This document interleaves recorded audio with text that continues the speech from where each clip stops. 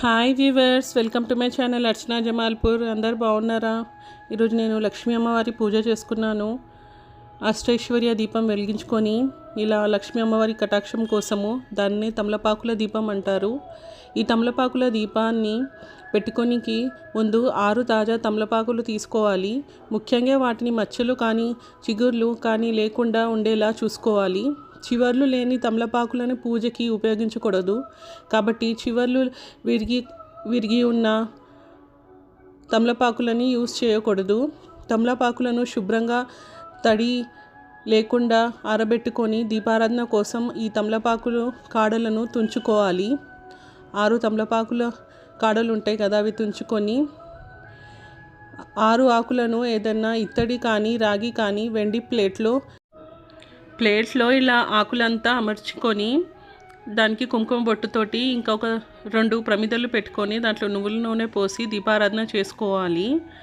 మనము ఇలా మొత్తము అమ్మవారి ముందు పీట వేసేసి అలంకరించుకొని అంత పెట్టేసుకొని అమ్మవారికి ఇలా మనము వెండి ప్లేట్లో లేదా వెండి బౌల్లో ఇట్లా దానిమ్మ పండులు అన్నీ వేసేసుకొని గింజలు దాంట్లో మనం తేనె వేసేసి అమ్మవారికి ప్రసాదంగా నైవేద్యంగా పెట్టాలి.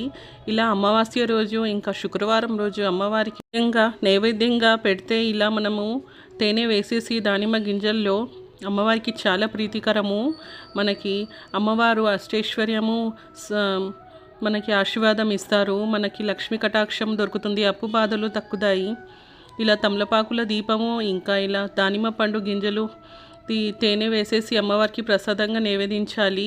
ఇలా 6 కాడలు దీపంలో వేసేసేయాలి. ఇలా 6 కాడలు ఇలా పూలతోటి మొత్తం అలంకరించుకొని దీపారాధన చేసుకోవాలి. ఇలా మనం ప్రతి శుక్రవారం అమావాస్య రోజు అమ్మవారికి ఇలా దానిమ్మది ప్రసాదము సమర్పిస్తే చాలా మంచిది.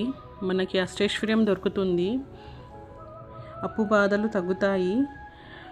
మనకి తెలియదు కానీ ఈ తమలపాకులో 3 అమ్మలు ఉంటారు, పార్వతీ, లక్ష్మి, సరస్వతీదేవి. ఈ కాడలో పార్వతీదేవి మధ్యలో సరస్వతీదేవి, చివర్లో లక్ష్మీదేవి కొలివి ఉంటారు. తమలపాకుపై దీపారాధన చేయడం వలన మనకు ఎన్నో శుభ ఫలితాలు కలుగుతాయి. మనము అనుకున్న పనులు తొందరగా నెరవేరుతాయి. ఇలా మంగళహారతి చేసుకోవాలి అమ్మవారికి. నా ఛానల్ని సబ్స్క్రైబ్ చేయండి, లైక్ చేయండి, షేర్ చేయండి. జై మాతాది, శ్రీ మాత్రే నమః.